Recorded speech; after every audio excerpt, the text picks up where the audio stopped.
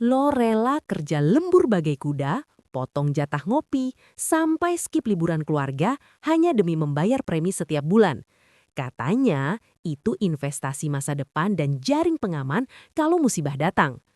Tapi, pernahkah lo bayangkan perasaan seorang kakek yang sudah menabung 20 tahun, lalu saat harus operasi jantung, perusahaannya cuma bilang, "Maaf, kami nggak punya duit." Di Indonesia, raksasa asuransi yang dulunya dipuja sebagai pelindung, kini runtuh satu persatu, meninggalkan lubang triliunan rupiah dan air mata nasabah yang gak kunjung kering. Ini bukan sekadar bisnis yang gagal, ini adalah pengkhianatan kepercayaan massal.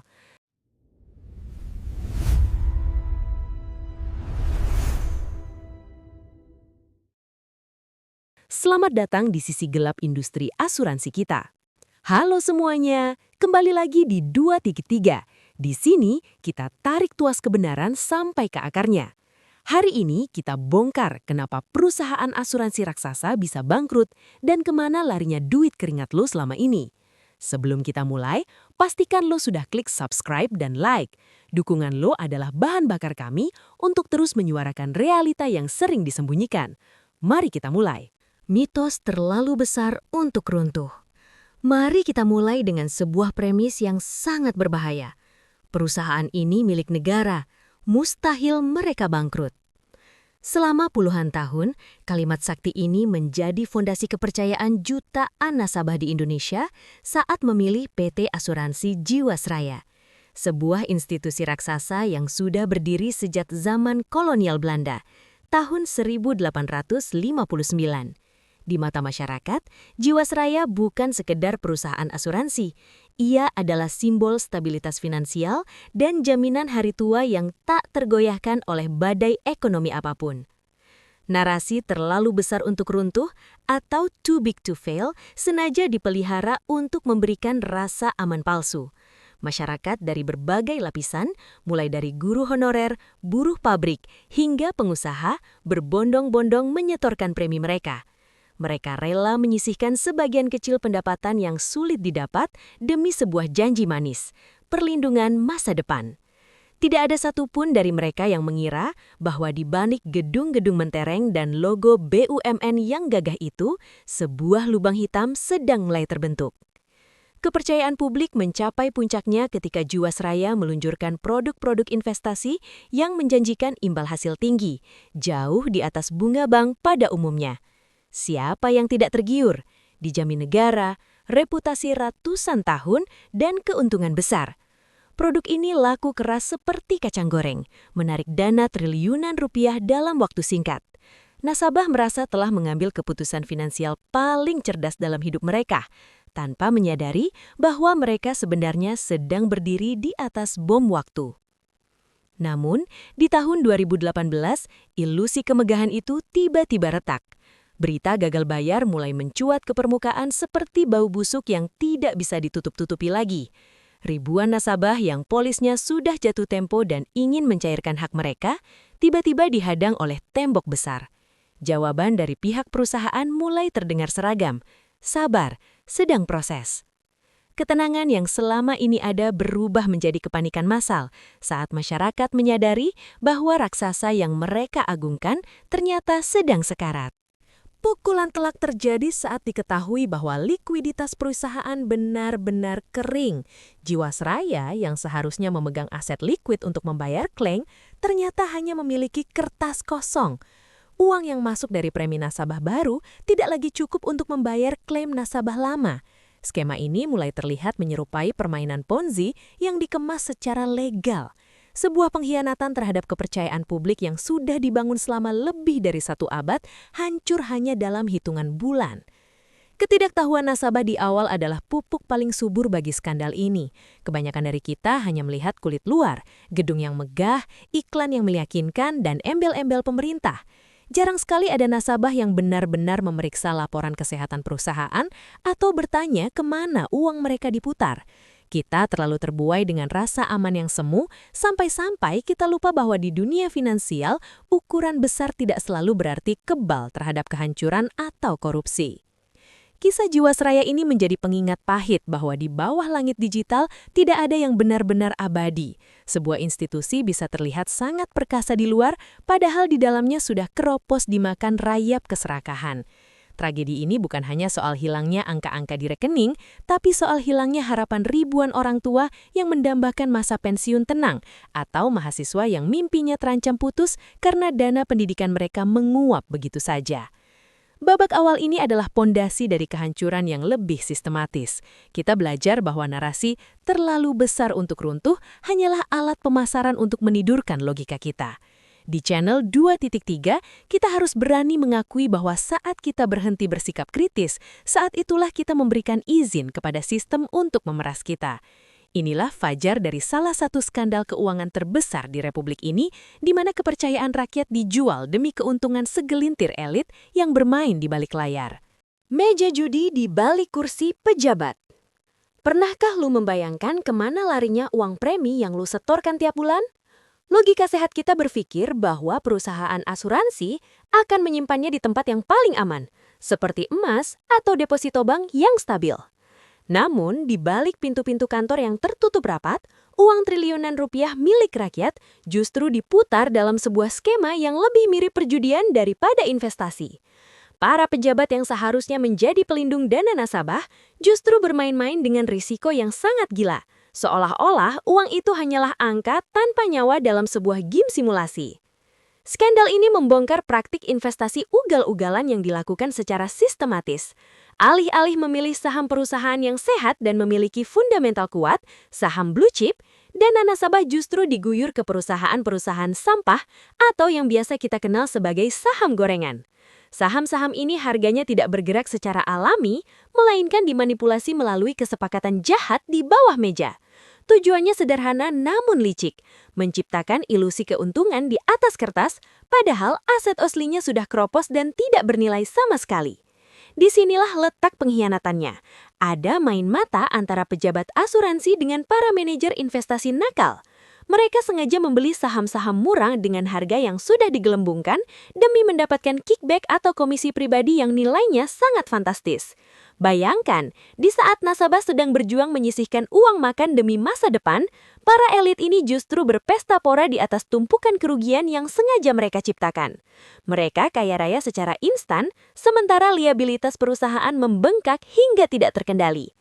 Kerugian yang ditimbulkan bukan lagi hitungan jutaan, melainkan mencapai angka 16,8 triliun rupiah.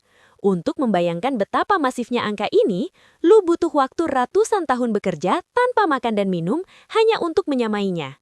Duit sebesar itu menguap begitu saja di pasar modal yang kejam. Saat pasar mulai goyang dan harga saham-saham gorengan itu anjlok ke titik terendah, Jiwasraya hanya bisa gigit jari.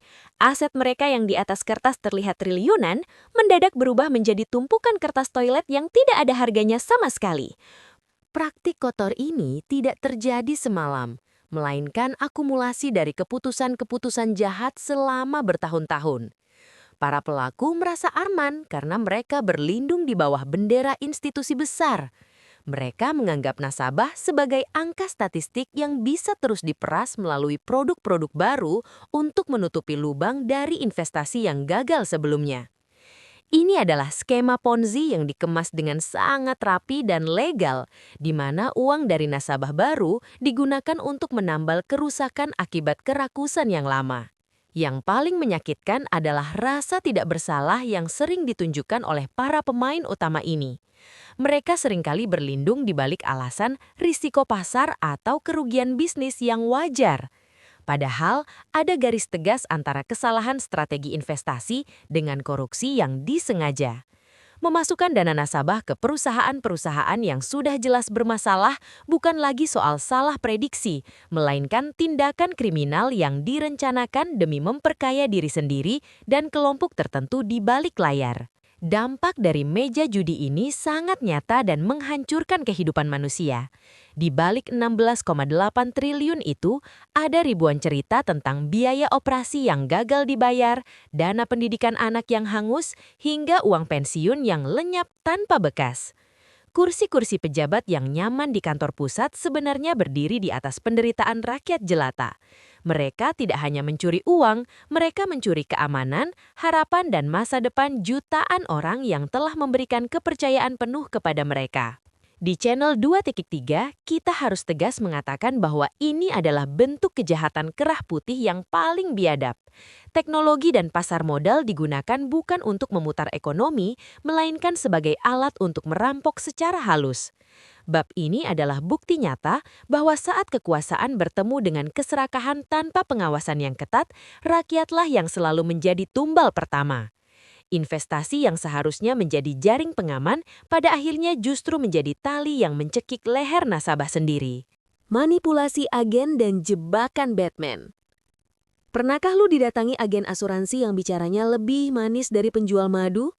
Mereka datang dengan presentasi yang sangat memukau, menunjukkan grafik keuntungan yang terus naik, dan menjanjikan bahwa semua masalah hidup lu akan selesai hanya dengan tanda tangan di atas materai. Namun, ada satu rahasia besar yang jarang mereka ungkapkan. Agen-agen ini seringkali sedang mengejar komisi gila-gilaan yang bisa mencapai 30 hingga 40% dari premi tahun pertama yang lu bayarkan. Di titik ini, prioritas mereka bukan lagi melindungi hidup lu, melainkan memastikan dompet mereka sendiri tebal. Sistem komisi yang sangat besar ini menciptakan sebuah praktik yang disebut mis-selling atau salah jual. Demi mendapatkan bonus dan target jalan-jalan ke luar negeri, banyak agen nekat melakukan apapun. Mereka bakal memaksa lu mengambil produk yang sebenarnya nggak lu butuhin, atau lebih parah lagi memberikan informasi yang setengah benar. Lu dijanjikan bahwa uang lu bisa ditarik kapan saja, padahal ada potongan biaya akuisisi yang bakal bikin saldo lu zong di tahun-tahun awal. Lu dibuat merasa sedang membeli tabungan, padahal sebenarnya lu sedang menyetor uang untuk biaya operasional mereka. Selain manipulasi kata-kata, ada senjata rahasia lain yang mereka gunakan. Buku polis yang tebalnya lebih dari skripsi mahasiswa. Lu pasti malas bacanya kan? Disitulah mereka menaruh jebakan Batman. Di dalam tumpukan ratusan halaman itu, tersembunyi pasal-pasal pengecualian dengan font ukuran semut yang sangat sulit dimengerti orang awam. Pasal-pasal inilah yang nantinya akan digunakan perusahaan asuransi sebagai alasan hukum yang sah untuk menolak klaim lu saat musibah benar-benar terjadi. Mereka sangat detail saat meminta uang, tapi sangat kreatif saat harus membayar kembali. Salah satu jebakan yang paling sering memakan korban adalah istilah penyakit bawaan atau pre-existing condition. Banyak agen yang sengaja menyuruh nasabah untuk tidak mencantumkan riwayat sakit ringan di formulir agar pendaftaran cepat disetujui. Padahal ini adalah bom waktu. Saat lu jatuh sakit dan butuh biaya operasi ratusan juta, perusahaan akan melakukan investigasi mendalam. Jika mereka menemukan satu saja riwayat medis yang tidak lu laporkan di awal, sekecil apapun itu, mereka punya hak legal untuk membatalkan polis lu dan menolak membayar sepeser pun. Belum lagi soal unit link, produk anak emas para agen karena komisinya yang paling gurih. Lu dijanjikan dua manfaat sekaligus, proteksi kesehatan dan investasi yang berkembang. Namun kenyataannya, unit link seringkali menjadi produk yang paling bikin nasabah boncos. Biaya administrasinya selangit, biaya asuransinya terus naik, dan nilai investasinya seringkali hancur karena dikelola secara asal-asalan. Banyak nasabah yang sudah bayar premi selama 10 tahun kaget saat melihat saldo mereka ternyata lebih kecil dari total uang yang sudah mereka setor. Manipulasi ini juga masuk ke ranah psikologis. Agen seringkali menggunakan rasa takut dan rasa sayang lu kepada keluarga sebagai alat tekan. Apa nggak kasihan sama anak istri kalau besok lu nggak ada? Kalimat ini sangat ampuh untuk melumpuhkan logika nasabah. Lu dipaksa mengambil keputusan cepat tanpa sempat riset lebih dalam. Di dunia asuransi yang gelap ini, ketidaktahuan lu adalah keuntungan mereka. Dan rasa panik lu adalah pintu masuk bagi mereka untuk mengeruk uang premi yang seharusnya bisa lu gunakan untuk keperluan lain yang lebih mendesak. Di channel 2.3, kita ingin lu sadar bahwa agen asuransi itu bukan penasehat keuangan pribadi lu. Mereka adalah tenaga penjual yang terikat target perusahaan. Jangan pernah percaya 100% pada apa yang keluar dari mulut mereka. Jika mereka bilang pasti cover, minta mereka tunjukkan pasalnya di buku polis. Jika mereka bilang investasi pasti untung, suruh mereka tanda tangan jaminan pribadi.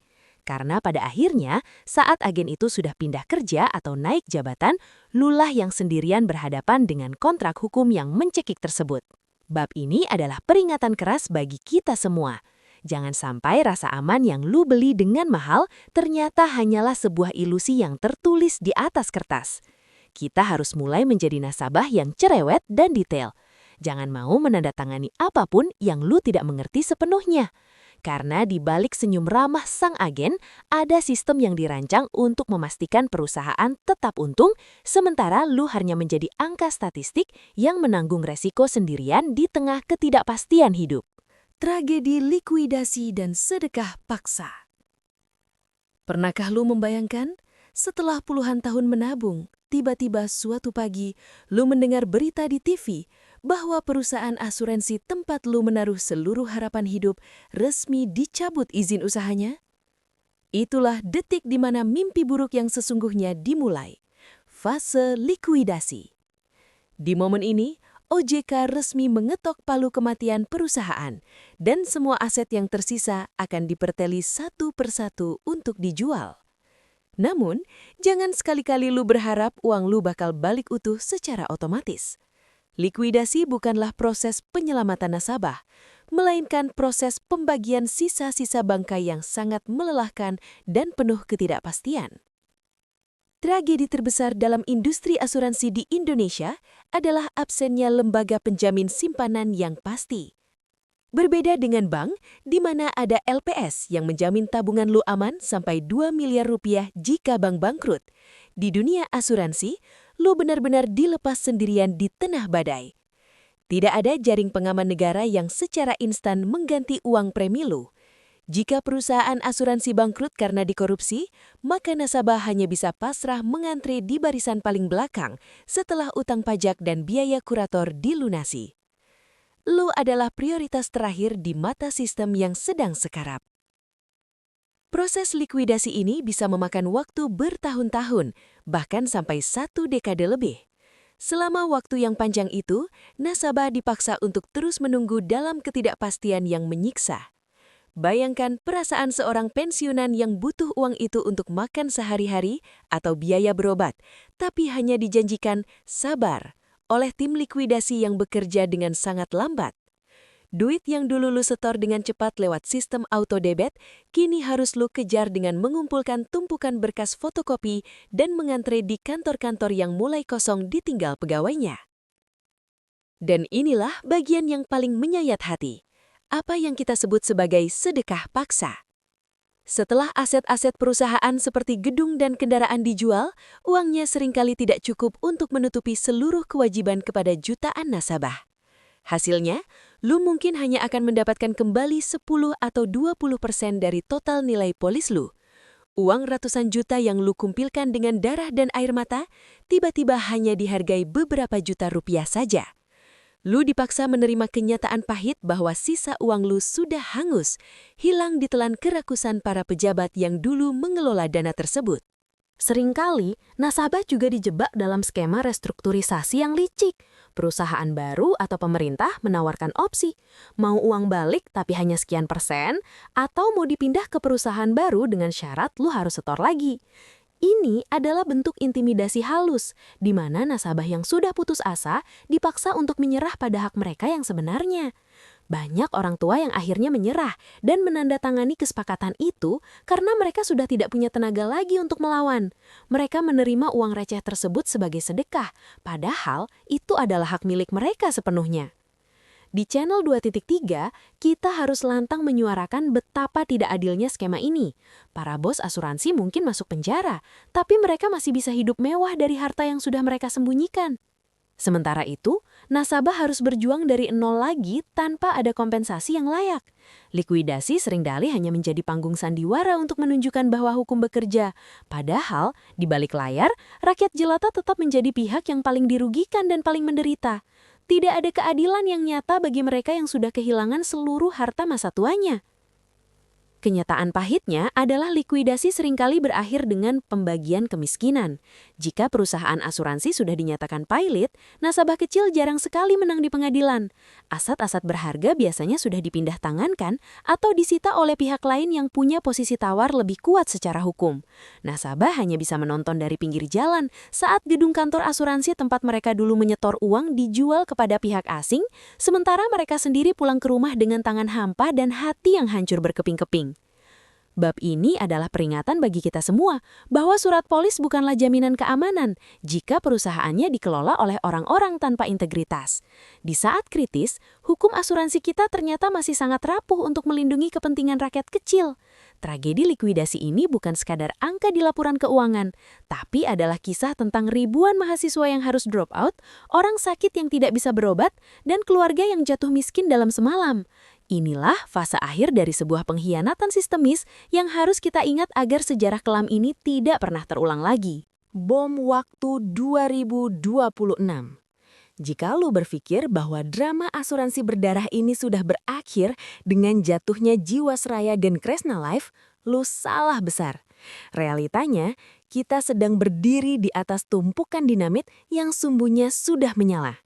Tahukah lu bahwa saat ini masih ada puluhan perusahaan asuransi di Indonesia yang status keuangannya sedang megap-megap atau masuk pengawasan khusus?